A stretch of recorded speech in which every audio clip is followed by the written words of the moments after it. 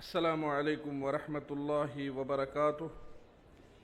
الحمد للہ وکفا وسلام علی عبادہ الذین اصطفى اما بعد قال اللہ تبارک وتعالی فی کلامہ المجید استعیذ باللہ السمیع العلیم من الشیطان الرجیم ووصینا الانسان بوالدیہ احسانا حملته أمه كرها ووضعته كرها۔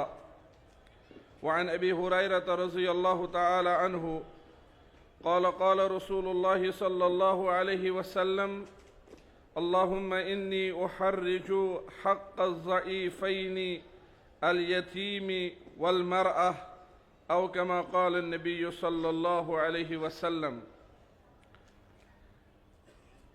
ڈائس پہ تشریف فرما مرکزی جمعیت اہل حدیث ہند کے معزز و مکرم ذمہ داران، علماء کرام، دانشوران قوم و ملت اور معزز حاضرین جو اس 35ویں آل انڈیا کانفرنس کے مبارک انعقاد میں صبح سے شریک ہیں، اللہ تعالی ہم سب کو اپنی رحمت اور اپنے فضل اور احسان سے نوازے۔ احترام انسانیت اور مذاہب عالم جیسے موضوع کی جس قدر آج ضرورت ہے وہ کسی پہ مخفی نہیں ہے۔ ایسے میں جمعیت اہل حدیث، مرکزی جمعیت اہل حدیث ہند کا ایسی کانفرنس منعقد کرنا اس بات کا بین ثبوت ہے کہ جمعیت اہل حدیث ہر شخص کو اپنا اپنا مقام اور احترام دینے پہ ایمان رکھتی ہے تاکہ مل جل کر امن و امان سے ہر شخص اور ہر سماج زندگی گزار سکے۔ حضرات، آج کی اس مبارک کانفرنس میں احترام انسانیت کے جس عظیم پہلو پہ بولنے کی ذمہ داری مجھ ناچیز پہ عائد کی گئی ہے وہ ہے اسلام اور حقوق نسواں کا تحفظ۔ چونکہ خاتون سماج کا نصف حصہ ہے، جس طرح سماج میں رہ رہے مردوں کے حقوق اور ان کا تحفظ لازمی ہے، عین ویسے ہی سماج میں رہ رہی عورتوں کے حقوق اور ان کا تحفظ لازمی ہے۔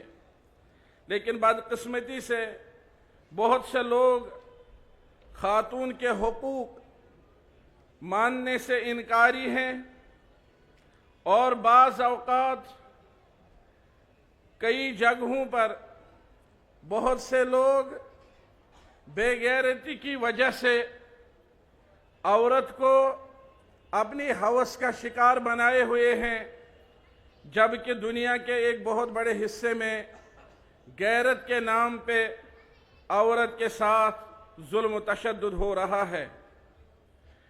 عورت کے حقوق ماننے سے انکاری دنیا کا ایک حصہ، اور دوسرا وہ حصہ جو عورت کے حقوق تو مانتا ہے لیکن ان کا پاس و لحاظ نہیں کرتا۔ علی کل حال اسلام اس حوالے سے ہمیں کیا رہنمائی کرتا ہے؟ دو نقاط میں اور کتاب و سنت کی کئی دلائل کی روشنی میں میں اپنے موضوع کو انشاءاللہ تعالی پائے تکمیل تک پہنچاؤں گا۔ اس موضوع کا ایک اہم نقطہ اور پہلو یہ ہے کہ اسلام وہ دین ہے جس نے عورتوں کے حقوق ثابت کیے، یہ ایک پہلو ہے، اور صرف حق ثابت کرنے تک بات محدود نہیں رکھی بلکہ پھر ان حقوق کا تحفظ بھی کیا ہے۔ یہ دوسرا پہلو ہے، اور یہ دونوں بہت ضروری ہے۔ بعض اوقات کسی سماج میں دعویٰ کیا جاتا ہے ہم ایسا کریں گے، ہم ویسا کریں گے، لیکن پھر اس دعویٰ پر عمل کرنے کی کسی قسم کی کوشش نہیں کی جاتی ہے، کسی قسم کی تگدو نہیں کی جاتی ہے، اور بعض اوقات سماج میں تگدو موجود ہوتی ہے لیکن ہدف نہیں ہوتا۔ تو اس موضوع کے حوالے سے اسلام اور حقوق نسواں کا تحفظ اگر ہم دیکھیں تو اسے سمجھنے کے لیے ہمیں اس تمہید سے گزرنا ہوگا کہ اسلام سے پہلے عورت کی حالت کیا تھی سماج میں۔ انسانی سماج کا اتنا اہم حصہ ہونے کے باوجود کہ جس کے بغیر مرد کی زندگی ادھوری ہے۔ اسلامی تعلیمات سے پتہ چلتا ہے کہ مرد نے تنہائی محسوس کی، دنیا میں اس کے لیے زندگی گزارنا اجیرن بنا۔ جب اپنے مولا سے اس حوالے سے دعا کی اور انسیت مانگی تو اللہ نے اپنے کمال قدرت سے اس آدمی کے، اس آدم کے، انسان کے، مرد کے پہلو سے، اس کی دائیں پسلی سے اس کے شریک حیات عورت پیدا کی۔ جب شام ہوتی ہے پوری کائنات کے مرد اس عورت کی طرف لوٹتے ہیں، یہ عورت ان کا مرکز ہوتی ہے۔ چھوٹے بچوں کے لیے ان کی ماں مرکز ہے، دن بھر جائیں گھومیں جہاں ان کی مرضی ہے، اسکولوں میں جائیں، مدارس میں جائیں، پارکوں میں جائیں، لیکن شام کو ماں کے پاس پہنچتے ہیں۔ اور یہ بھائی دن بھر چاہے جتنا تھکا ہارا ہو، شام کو اس کی آماجگاہ اس کی شفیق اور رفیق بہن ہوتی ہے۔ اور یہ شوہر دن بھر کتنا ہی زیادہ دنیا کی مصائب کا شکار کیوں نہ ہوا ہو، لیکن تسرہ اذا نظر، تطیعہ اذا امر، اور اس سے بڑھ کر اللہ کا فرمان ہے لِتَسْكُنُوا إِلَيْهَا، جب شام کو گھر پہنچتا ہے اپنی اہلیہ اور شریک حیات سے دو لفظ سنتا ہے، دن بھر کی تھکاوٹ دور ہو جاتی ہے۔ یہ عورت ہے جس کی طرف کسی نہ کسی صورت میں مرد محتاج ہے۔ لیکن مردوں کی دنیا کو کیا ہوا ہے کہ انہوں نے سب سے زیادہ اگر اپنے دوست دباؤ اور تسلط کا کسی کو شکار کیا ہے تو وہ عورت کو کیا ہے۔ کیا وجہ ہے کہ یہ وہ عورت ہے؟ بہت سارے سماجوں نے اسے انسان ماننے سے انکار کیا، اور کئی ایسی میٹنگیں منعقد ہوئی ایک تہذیب و تمدن میں نام نہیں لوں گا، آپ سب جانتے ہوں گے، علماء کرام بیٹھے ہیں، نہ کہنے کی ضرورت ہے نہ گنجائش ہے، وقت بھی کم ہے، جہاں میٹنگیں منعقد ہوئی اور جہاں بڑی بڑی کانفرنسیں منعقد ہوئی اس موضوع پر کہ عورت کو انسان مانا جائے کہ نہیں۔ عورت ایک وہ تسلی کا سامان، کھیل کود کا سامان مانی جاتی تھی، اور اگر زندہ درگور کرنے سے بچ جاتی تو منقولہ وراثت کا حصہ قرار پاتی، اور کسی سماج میں اپنے شوہر کے ساتھ زندہ جلائی جاتی، اور دوسرے سماج میں حیوانات سے زیادہ نجس مانی جاتی۔ اور وہ قوم بھی تھی وَإِذَا بُشِّرَ أَحَدُهُمْ بِالْأُنْثَى، جب ان میں سے کسی کو یہ اطلاع ملتی کہ گھر میں جس بچے کی ولادت کا آپ بے صبری سے انتظار کر رہے تھے وہ بچی ہے، تو ظل وجهه مسوداً، اس کا چہرہ سیاہی مائل ہو جاتا تھا، اور وہ اپنے آپ کو چھپاتا تھا کہ کیسے لوگوں کے سامنے جاؤں، کیا منہ لے کر جاؤں کہ لوگ کہیں گے آپ کے ہاں بچی پیدا ہوئی ہے۔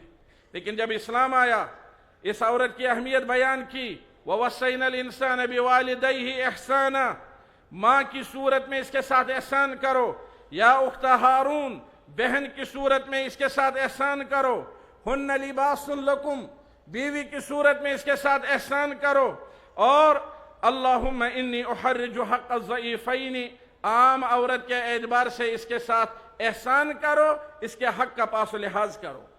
اسلام نے جو عورتوں کے حقوق ثابت کیے، بہت سارے حقوق ہیں، میں کتنے حقوق اس مختصر سے وقت میں ذکر کروں گا، میں صرف وہ اسلوب بیان کروں گا، اس کے بعد اگر وقت نے سہارا دیا تو چند مثالیں پیش کروں گا جو اسالیب حقوق کے تحفظ کے لیے اسلام نے اختیار کیے ہیں۔ کہیں حق جب ذکر کیا تو اس کے ساتھ جو ہے اللہ نے حکم شرع بیان کیا یا فضیلت بیان کی. حکم شرع بیان کیا ایک اسلوب ہے، فضیلت بیان کی دوسرا اسلوب ہے. جس نے حق پامال کیا عورت کا اس کو جہنم کی جو ہے بشارت سنائی، اس کی خبر سنائی، تیسرا اسلوب ہے. اور کہیں شرعی احکام میں عورت کی وجہ سے نرمی پیدا کی، چوتھا اسلوب ہے. اور کہیں اللہ کے رسول نے عورت کا معاملہ دیکھ کر اپنی ذات مبارکہ سے خود دخل پیش کیا، خود اپنی ذات مبارکہ وہاں پر جو ہے پیش فرمائی تاکہ عورت کا مسئلہ حل ہو اور اس کے حق کا تحفظ ہو.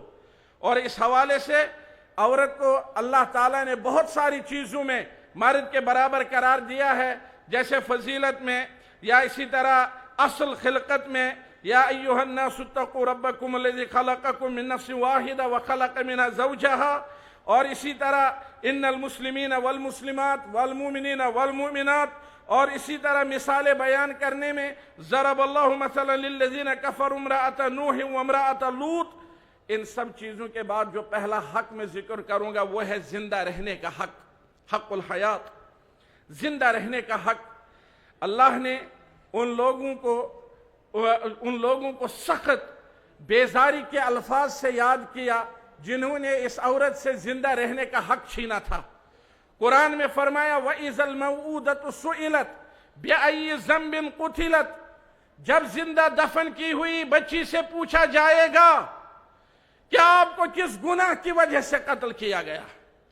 مفسرین کرام فرماتے ہیں بچی سے اس لیے پوچھا جائے گا، حالانکہ عمومی طور پر ظالم سے پوچھا جاتا ہے، لیکن اس ظالم کا ظلم اتنا گھناؤنا اور اس کی حرکت اتنی قبیح ہے کہ اللہ عز و جل اس کی طرف اپنی نظر نہیں اٹھائیں گے، اور اللہ عز و جل اس کو اپنے کلام سے محروم فرمائیں گے، اور اللہ عز و جل اسے پوچھنے کی بجائے اس مظلوم بچی سے پوچھیں گے.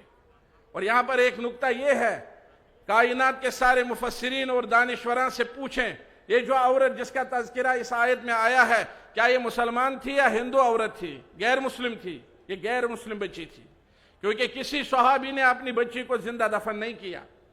ایک طرف سے زندہ رہنے کا حق، اور اگر آپ چونکہ وقت کی تنگ دامنی کی وجہ سے ایک دو مثالیں پیش کروں گا. مالی حق، چاہے مہر کی صورت میں ہو، چاہے وراثت کی صورت میں ہو، چاہے دوسری صورتوں میں کام کرنے کی صورت میں ہو. عورت کو کام کرنے کی چند شروط کی بنیاد پر اجازت دی گئی ہے تو ان کا تحفظ کیا اللہ کے رسول صلی اللہ علیہ وسلم نے. جب ایک آدمی آیا، میں نے اپنے اس بیٹے کو کوئی چیز ہدیہ میں دے دی، آپ گواہ رہے. فرمایا میں ظلم پر گواہ نہیں رہتا. اور اللہ نے فرمایا یوصیکم اللہ فی اولادکم للذکر مثل حظ الانثیین. اور اسی طرح دوسری بہت ساری آیات جہاں عورتوں کا مالی حق اللہ نے محفوظ رکھا. تعلیم و تربیت کا حق، کتاب و سنت کی دلائل اس پر کافی زیادہ ہیں. میں تحفظ کی صورت بتلاتا ہوں. صرف جب وہ خاتون آئی، کہا اللہ کے رسول صلی اللہ علیہ وسلم مرد آپ کے پاس آ کر پڑھتے ہیں، علم حاصل کرتے ہیں، وہ ایجوکیٹڈ بنتے ہیں، ہم محروم رہتی ہیں. فرمایا فلاں گھر میں جمع ہو جاؤ. اس بزرگ خاتون کے گھر خود اللہ کے رسول صلی اللہ علیہ وسلم تشریف لے گئے اور وہاں عورتوں کو پڑھایا. اور اسی طرح اگر دیکھا جائے گا عزت و آبرو کا حق، قرآن مجید نے فرمایا جو کسی پاک دامن عورت پر تہمت لگائے بدکاری کی 80 کوڑے مارے جائیں اس شخص کو، تاکہ عورتوں کی عزت اور عصمت پامال ہونے سے بچائی جا سکے. اور اپنی شادی کا حق، ایک عورت آئی اللہ کے رسول صلی اللہ علیہ وسلم میرے باپ نے میری شادی میری مرضی کے خلاف طے کی ہے.